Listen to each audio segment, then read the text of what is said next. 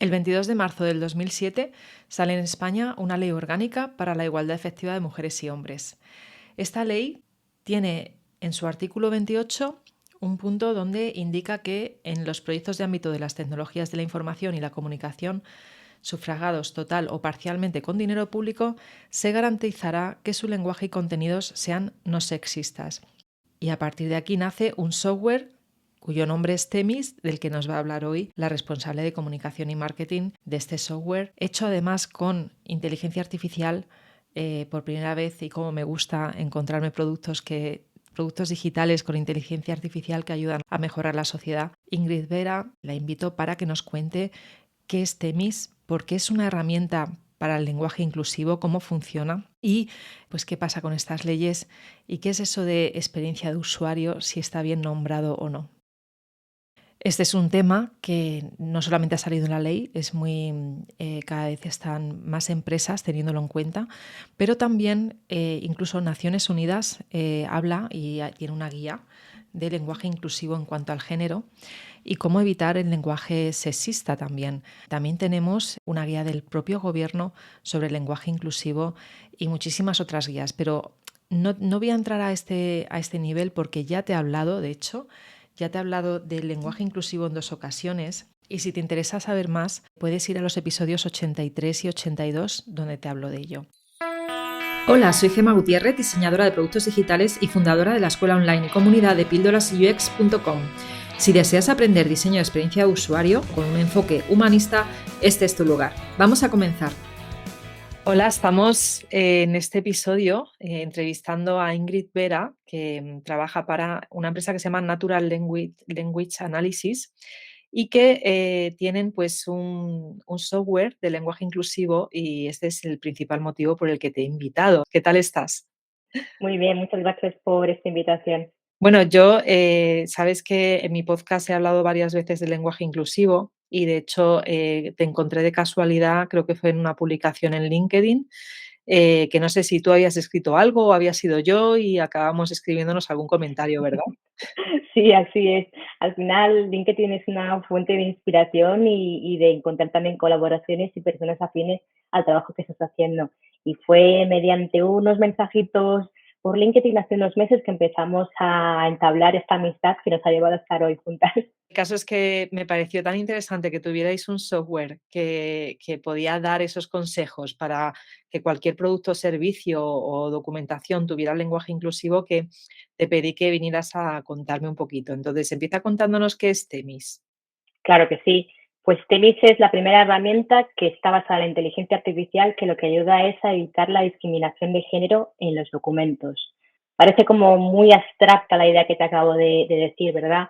Para que te hagas una idea, lo que hace el sistema es que cuando lo analizas un documento, te localiza las palabras potencialmente no inclusivas y te ofrece alternativas que sí que las son. Eso sí, ya sabes que sobre el lenguaje inclusivo hay muchos posicionamientos y muchas palabras que tenemos preferencia o no según el tipo de persona que seamos.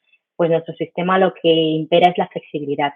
Enseña una amplia gama de referencias que son inclusivas y es la persona que está utilizando la herramienta quien elige la palabra inclusiva con la que quiere expresarse, la que mejor vaya con su empresa o la entidad pública en la que esté trabajando o directamente la que empatice mejor con su público.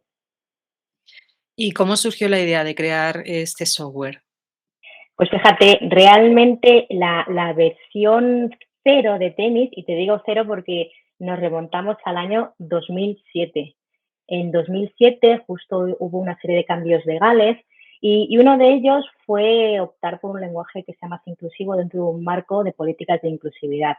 A raíz de este cambio político, que ya te digo fue en el año 2007, las administraciones públicas empezaron a demandar a nuestra casa madre una tecnología que ayudase a la detección de terminología sexista.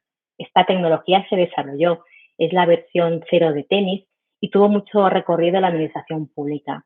Pero claro, evidentemente, si nos remontamos a 2007, hablamos de un entorno en el que realmente terminología como inclusión, lenguaje inclusivo, diversidad, no estaban consolidados como tal. Sin embargo, en los últimos 4 o 5 años, esa tendencia se ha terminado de consolidar y al final ya no hablamos como tal de tendencias, como de marketing, no, no, no. Está en todas las empresas, en todas partes. Ya forma un poco de del ADN empresarial en España. Bueno, pues viendo un poco el panorama de lo que realmente estaba pasando, pensamos, wow, tenemos una herramienta que primariamente ya hacía una detección, ¿verdad? Con un modelo mucho más rudimentario y con tecnología de 2007, y lo que decidimos en 2021 fue renovarla totalmente. Quitamos todo lo antiguo, dejamos el mismo concepto y lo elevamos a un nivel superior. Y es que ahora, por ejemplo, funciona directamente en Word. Esto, claro, facilita muchísimo la tarea. Tú que lo has visto, Gemma, me puedes contar lo que opinas, pero realmente es encontrar las palabras que son potencialmente sexistas, localizar terminología inclusiva, y es que en un clic tienes lenguaje inclusivo. Claro, porque yo de hecho en mi escuela de tribus tengo una masterclass de lenguaje inclusivo y la di precisamente porque uno de los problemas que tenemos es que es imposible tener en cuenta el lenguaje inclusivo si no has estudiado antes qué es y cómo se aplica. Entonces, lo bueno que tiene vuestro software es que te puedes quitar esta parte de formación y directamente lo aplicas y ya vas viendo y supongo que según vas usando también este software vas aprendiendo, ¿no? Qué palabras son sexistas, el tema de intentar evitar el masculino genérico y todas estas reglas, ¿no? Que son las que están detrás de un lenguaje que incluya a todas las personas. Así es un poco siguiendo las líneas de lo que dice. Realmente para nuestro equipo creemos que las formaciones y las guías de comunicación inclusiva son fundamentales. Son de hecho el primer vistazo que hicimos a ver qué había exactamente en el mercado y qué estaban utilizando las personas para hacer un lenguaje inclusivo. Claro, ¿qué es lo que pasa? Que se dan formaciones y son muy interesantes. Yo también he acudido a muchas. Sin embargo, muy pocas personas van a ir a recuperar los apuntes que tomaron hace 3 meses y muchas menos personas van a consultar una guía de comunicación inclusiva que como mínimo tendrá 22 páginas y que no tiene todas las palabras sino todas las sugerencias posibles. Bueno, pues le hemos dado esa pizca de interactividad, ¿no? De añadir esta terminología de e-learning dentro de una aplicación que directamente lo tienes siempre disponible en tu ordenador. Claro, cuando tienes una tecnología así que te permite de forma sostenida llevar a cabo la corrección, es mucho más sencillo el aprendizaje. Quieras o no, te vas dando cuenta de que has puesto la palabra los directores y puedes haber puesto cúpula directiva. Y la primera vez no te das cuenta. La vez 3 tampoco. La 15 ya vas cambiando algo. La 50, la 100, bueno, ya quieras o no, tu cabeza está empezando a acostumbrarse a otra terminología. Ay, pues podría haberlo puesto directamente. Ay, ha saltado, pero mira, se me ha ocurrido otro término inclusivo. Es una forma también de enriquecernos, porque y te pasará igual que a mí, Gemma, al final seguro que en nuestro día a día decimos 4.000 millones de masculinos genéricos y para mí lo trato con mucha naturalidad porque al final es como me han educado, lo que leo, lo que me cuentan, la gente, los medios de comunicación, no puedo huir de ello, entonces es muy difícil para mí expresarme siempre en lenguaje inclusivo. Pero ponme un texto, que ya verás cómo no, no tengo el mismo error. Me puedo apoyar en mi herramienta y me apoya la tecnología para que así, quieras o no, tenga coherencia entre lo que quiero decir y lo que de verdad estoy diciendo. Claro, esto llevado al ámbito empresarial o de la administración pública, pues imagínate las ventajas que tiene, no solo a nivel de productividad, sino también del personal, porque estás quitando una tarea que muchas veces piensan que es aburrida, tediosa, innecesaria, y le puedes dar una vuelta de tuerca a todo eso y hacerlo algo mucho más divertido, más para aprendizaje y para consolidar también las formaciones de igualdad o las vías de comunicación inclusiva. Sí, y aquí además has tocado un tema interesante, ¿no? Que es, vale, tú puedes aprenderlo, pero es verdad que en tu día a día no estás acostumbrado a usarlo, entonces no puedes estar siempre en guardia, ¿no? Que ese es el problema, no puedes estar siempre, ay, aquí me he equivocado. Entonces también un poco de relajación en el sentido de que, bueno, pues que a veces lo usarás, otras veces no, otras veces te acordarás. Pero un punto importante que has tocado y que yo no lo sabía hasta que no me lo contaste es que hay una ley en España. Cuéntanos un poquito sobre esta ley. Bueno, no es que haya una única ley, es que hay una serie de marcos jurídicos que te invitan a tener un lenguaje cuanto más inclusivo mejor.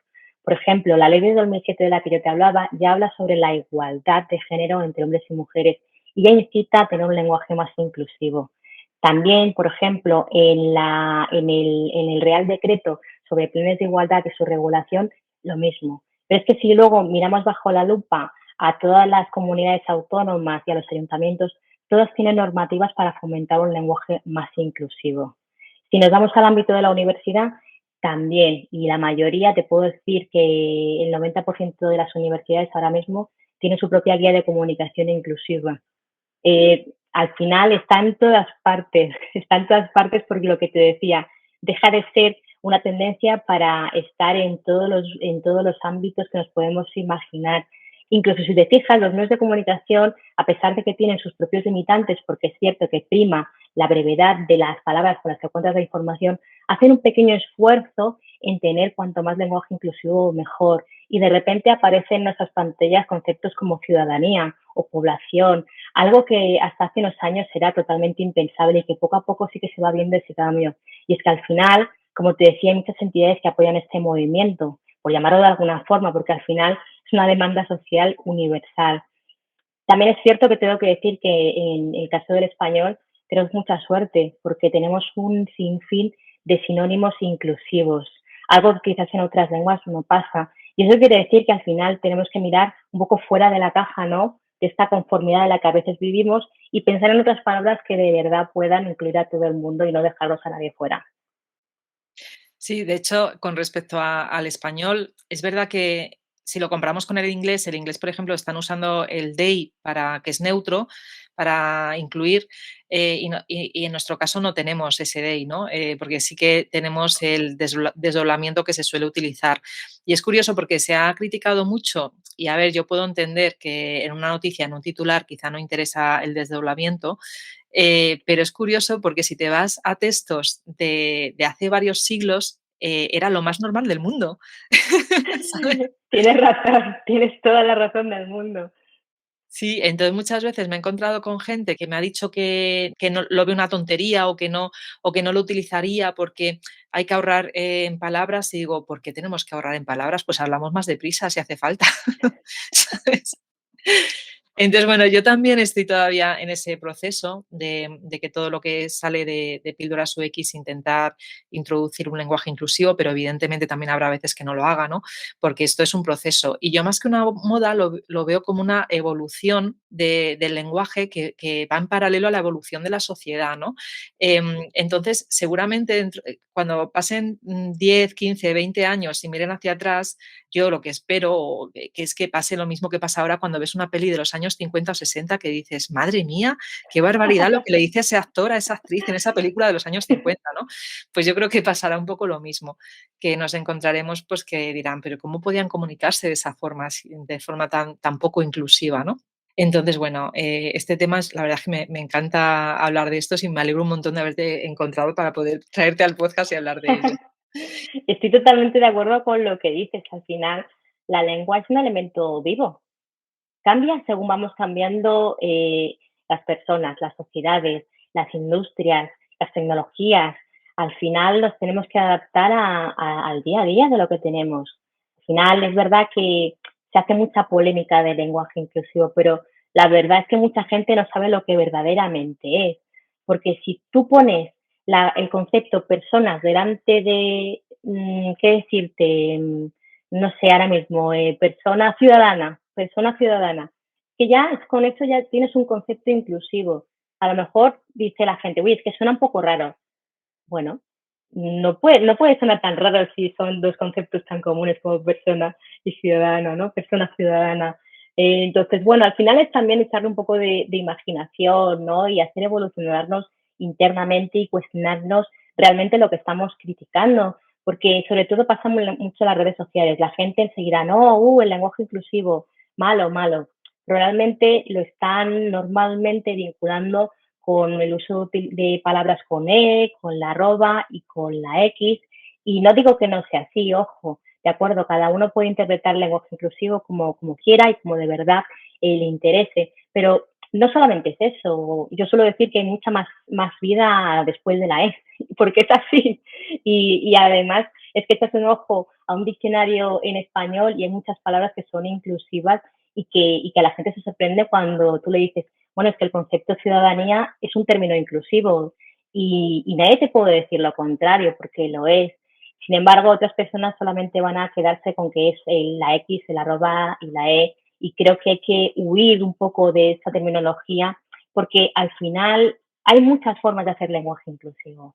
Para una persona poner la española y el español será perfecto e ideal. Esto, por ejemplo, es algo que se hace normalmente en la administración pública. Para otras personas, la ciudadanía. Para otra persona, persona ciudadana. ¿Y por qué no? Si ahí está, si se puede Claro. utilizar y es entendible. Y esa parte de ese entendible, es verdad que, y yo estoy totalmente de acuerdo que no deberíamos de usar el la X o la arroba, porque también hay que tener en cuenta la accesibilidad, ¿vale? Sobre todo en cuanto a los productos digitales hablamos, ¿no? Pero bueno, es que realmente el lenguaje inclusivo, si tú buscas guías, también te recomiendan no utilizarlo. Así es. Sí, efectivamente.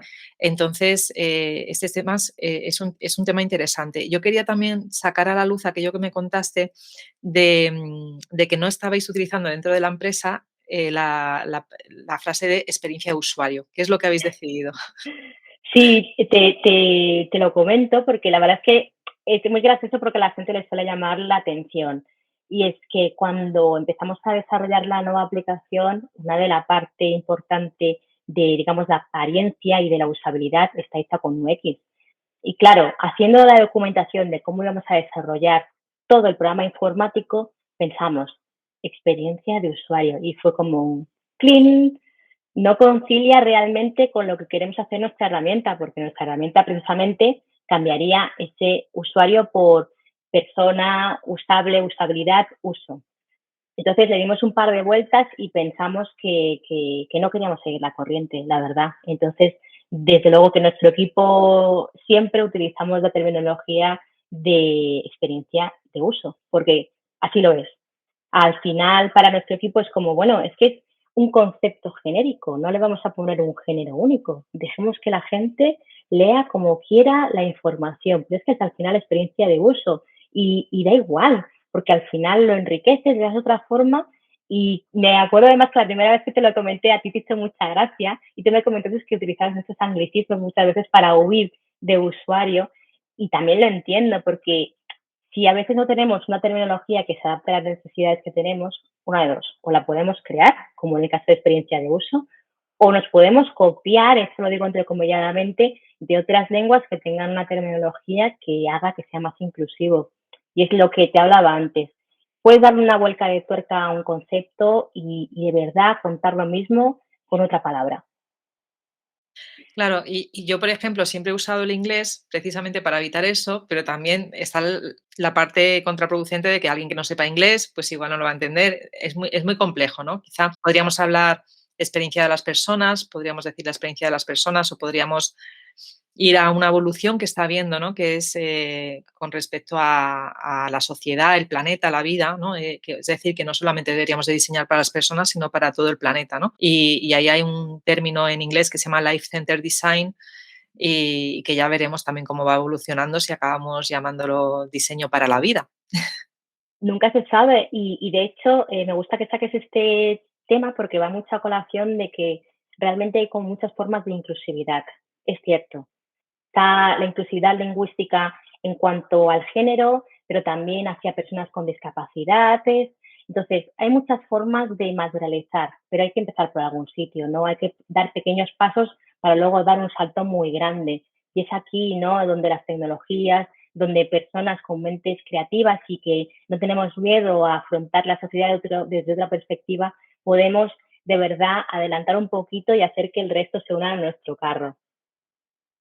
Sí, totalmente. Y bueno, ya pues me queda tan solo una pregunta que hacerte y es, ¿qué clientes tenéis? Porque me comentabas, ¿no?, que en España teníais clientes, ¿no?, a los que ayudabais a través de este software. Sí, pues mira, nuestra clientela está formada por especialmente la Generalitat Valenciana, que además ha hecho un despliegue en toda la institución. Cualquier persona que trabaje en la Generalitat puede utilizar Temis, también las Corts Valencianas.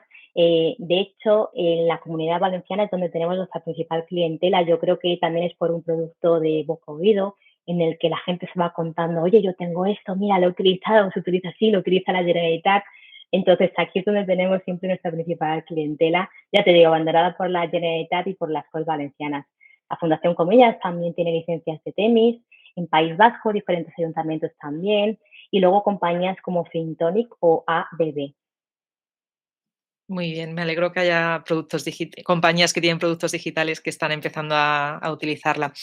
Bueno, yo decir aquí que esto no es un patrocinio, que vale, estamos hablando de un software, de Temis, pero no es un patrocinio y realmente estoy dando visibilidad a vuestro producto porque creo que mejora la sociedad simplemente por eso.